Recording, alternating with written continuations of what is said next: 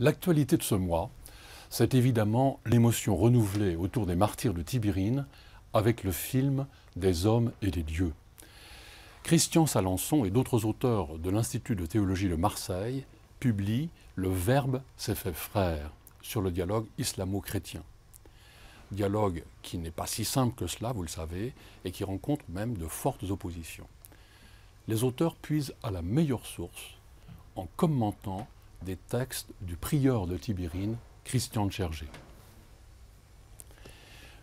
Paraît ce mois-ci aussi la biographie d'un homme qui, engagé dans la société, Rémy Montagne, un démocrate chrétien dans le siècle, résistant, homme politique, fondateur d'un groupe de presse et d'édition.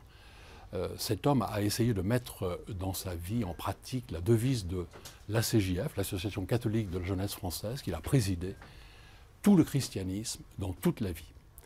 Marie-Joëlle Guillaume fait ici un très beau portrait d'un homme chaleureux, généreux et très actif. Autre grande personnalité, monastique cette fois, Marc-François Lacan, La vérité ne s'épuise pas. Vous le savez, c'est le frère du psychanalyste Jacques Lacan, dont il est resté très proche tout au long de sa vie. Ce recueil, ce deuxième, rassemble des études de théologie et de Bible avec une préface du père abbé de Ganagobi.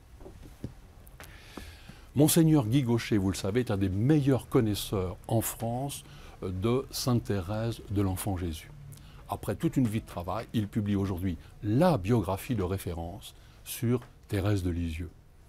Et la lecture de ce livre peut être une façon simple et très vivante de se ressourcer à la spiritualité de Sainte Thérèse.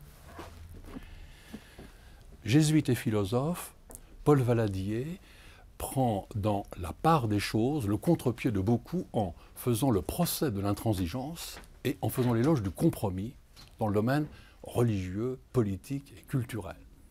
Comme toujours, c'est une analyse très fine, très pertinente et utile. Terminons enfin avec un petit livre inclassable, Maurice Bellet, minuscule traité acide de spiritualité, un recueil de textes et d'aphorismes. Ne craignez pas l'acidité, vous verrez, au détour des pages et des phrases, vous serez amusé, stimulé, réveillé.